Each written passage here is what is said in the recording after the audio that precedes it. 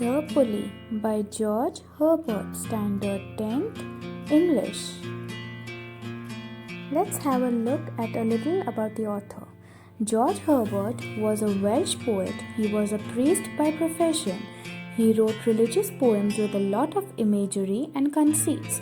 The poem exhibits a strange but two-way relationship between God and his worshippers. God gives so many precious gifts to the devotee, but at the same time, God also expects something in return. What does he expect? Why does he withhold? The Pulley shows how God lifts man towards himself with the pulley of restlessness. What distinctly is metaphysical about the poem is that a religious notion is conveyed through a secular scientific image. Introduction of the poem. The Pulley by George Herbert speaks on one part of the Christian creation story in which God chose to inspire humanity with blessings. The poem begins with the speaker stating that he is retelling the story of creation. These are the important features of human existence that flowed easily from God to humankind, that is, knowledge, wisdom, beauty, strength, humankind. There is one blessing that God did not let off his cup, is that rest. He chose to withhold an innate ability to rest from humankind in order to keep his creation close to him.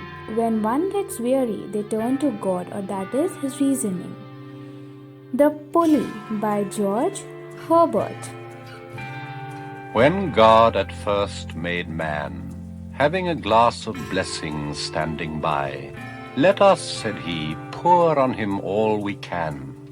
Let the world's riches which dispersed lie contract into a span. So strength first made a way, then beauty flowed, then wisdom, honor, pleasure. When almost all was out, God made a stay, perceiving that alone of all his treasure, rest in the bottom lay. For if I should, said he, bestow this jewel also on my creature, he would adore my gifts instead of me, and rest in nature, not the God of nature. So both should losers be. Yet let him keep the rest, but keep them with repining restlessness. Let him be rich and weary, that at least if goodness lead him not, yet weariness may toss him to my breast. Stanza 1. In the first stanza of the Pulley, the speaker begins by describing the creation of humankind. Herbert's speaker is seeking to retell the Christian story of creation with a few added details. The speaker is able to describe what God was thinking and feeling when he decided to make humanity. God saw what he made and decided to pour a glass of blessings on humankind.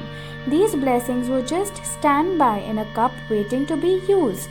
This speaks to the ease of God's access to forces separate from human understanding. The speaker relays God's words at the moment as he addresses all of creation.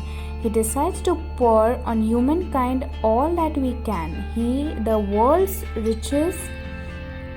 Stanza 2. The first of the blessings in the Pulley that came to humanity was strength. It made a way. Next came beauty. It was soon followed by wisdom, honor, and lastly pleasure. These are all incredibly important parts of the human experience. There is one more element that in this retelling of creation Herbert's speaker chose not to include. That was rest.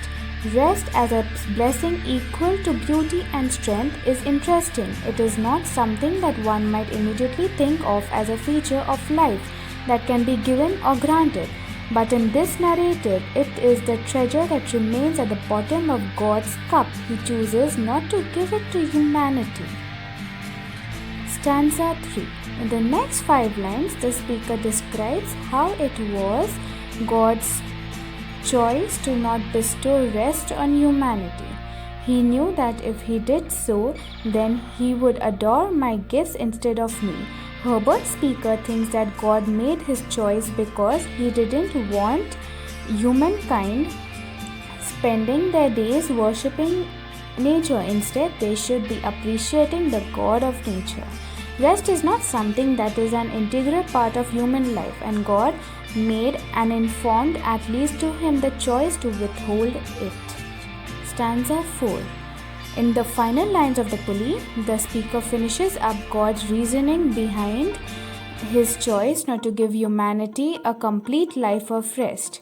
He doesn't want humanity to ever rest, but there should be different periods. It is ideal for everyone to rest only until they feel restless, then they should get back to their lives. God believes that if there is weariness in one's everyday life, then that is feeling of exhaustion will toss humankind to his breast.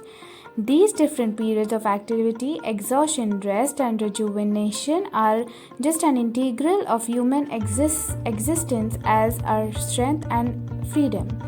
It seems that Herbert's God has chosen to add them for a reason. Conclusion to this poem.